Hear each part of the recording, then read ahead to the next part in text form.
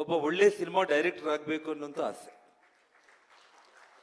ನನ್ನ 18ನೇ ವರ್ಷಕ್ಕೆ ನಾನು ಚೆನ್ನೈಗೆ ಹೋದೆ ಡೈರೆಕ್ಟರ್ ಆಗಬೇಕು ಅಂತೇಳಿ.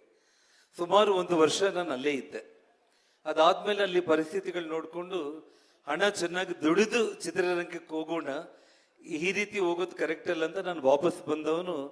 ಪುನಃ ಮತ್ತೆ ಸಿನಿಮಾ ಇಂಡಸ್ಟ್ರಿಗೆ ಹೋಗ್ಲಿಕ್ಕೆ ಆಗಲಿಲ್ಲ. ಬಟ್ ಆ ಬ್ಲಡ್ಡಲ್ಲಿ ಅದು ಕಿರೀಟಿಗೆ ಮತ್ತೆ ಬಂದಿರೋ ಕಾರಣ ಚಿಕ್ಕ ಮಗು ಇದ್ದಾಗ್ಲಿಂದ ಕೂಡ ಅವನಿಗೆ ರಾಜಕೀಯ ಅನ್ನೋದು ಯಾವತ್ತೂ ಕೂಡ ಮನೆ ಹತ್ರ ಮುಖ್ಯಮಂತ್ರಿಗಳು, ಕೇಂದ್ರ ಮಂತ್ರಿಗಳು, ದೊಡ್ಡ ದೊಡ್ಡ ಆರ್ಭಾಟ ನಡೀತಾ ಇದ್ರು ಕೂಡ ಅವನಿಗೆ ಎಷ್ಟೊತ್ತಿದ್ರು ಕೂಡ ಆಕ್ಟಿಂಗು, ಡ್ಯಾನ್ಸು, ಸಿನಿಮಾ ಅದ್ರ ಬಗ್ಗೆನೇ ಅವನಿಗೆ ಇಂಟ್ರೆಸ್ಟ್ ಇತ್ತು.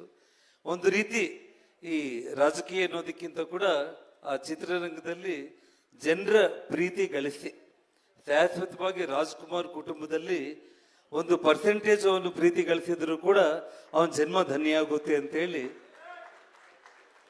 ಈ ಸಂದರ್ಭದಲ್ಲಿ ಹೇಳ್ತಾ, ಹೆಚ್ಚಾಗಿ ಹೇಳೋದಕ್ಕಿಂತ ಕೂಡ ಅವನಿಗೆ ತಾವೆಲ್ಲರೂ ಕೂಡ ಇವತ್ತು ಬಳ್ಳಾರಿ, ಗಂಗಾವತಿ, ಬೆಂಗಳೂರು ಮಹಾನಗರ ಮತ್ತು ಎಲ್ಲ ಜಿಲ್ಲೆಗಳಿಂದ ಬಹಳ ಪ್ರಮುಖರು ಇಲ್ಲಿ ಆಶೀರ್ವಾದ ಮಾಡೋದಕ್ಕೆ ನಾನು ಕರೆದಿದ್ದೆ. ಎಲ್ಲರೂ ಕೂಡ ನಮ್ಮ ಕರೆಗೆ ಹೋಗ್ಬಿಟ್ಟು ಬಂದಿದ್ದೀರಾ. ಇಡೀ ಕರ್ನಾಟಕ ರಾಜ್ಯದಲ್ಲಿ ಪ್ರತಿಯೊಬ್ಬರು ಕೂಡ ಇದು ಚಿತ್ರ ಅಂತಂದ್ರೆ ಒಂದು ಅತ್ಯಂತ ಉತ್ತಮವಾದ ಕೌಟುಂಬಿಕ ಚಿತ್ರ. ಖಂಡಿತವಾಗ್ಲೂ ಕೂಡ ಪ್ರತಿಯೊಬ್ಬರು ಇದು ನಮ್ಮ ಮನೆಯಲ್ಲಿ ಏನೋ ಒಂದು ಘಟನೆ ಆಗಿದೆ, ಇದು ನಮ್ಮದೇ ಕತೆ ಅನ್ನುವಂಥ ರೀತಿಯಲ್ಲಿ ಈ ಸಿನಿಮಾ ಇದೆ. ಮತ್ತು ರವಿಚಂದ್ರನ್ ಕಿರೀಟಿ ಅವರ combination, Genelia Kireeti combination, Sreeleela Kireeti combination ತುಂಬ ಅದ್ಭುತವಾಗಿರುತ್ತೆ. ಮತ್ತು ಇಲ್ಲಿ ತಾಯಿ ಗಿರಿಜಾ ಲೋಕೇಶ್ ಅವರು ಬಂದಿದ್ದಾರೆ. ಲೋಕೇಶ್ ಅವರಂದ್ರೆ ಇನ್ನ ಅದ್ಭುತವಾದಂಥ ಒಬ್ಬ ನಟ. ಅವರನ್ನ ನಾವು ಚಿಕ್ಕ ಮಕ್ಕಳಿಂದ ಕೂಡ ನೋಡ್ಕೊಂಡು ಬಂದಿರುವಂಥದ್ದು. ಇವತ್ತು ತಾವು ಆ ಚಿತ್ರದಲ್ಲಿ ಒಂದು ಪಾತ್ರ ಮಾಡಿದ್ದೀರಿ ಅಂತಂದ್ರೆ ನಾನು ನೋಡಿದೆಮ್ಮ, ನಾನು ಬಹಳ ಅದ್ಭುತವಾಗಿತ್ತು. ನಿಮ್ಮಿಬ್ಬರ ಕಾಂಬಿನೇಷನ್ ಕೂಡ ಬಹಳ ಚೆನ್ನಾಗಿತ್ತು.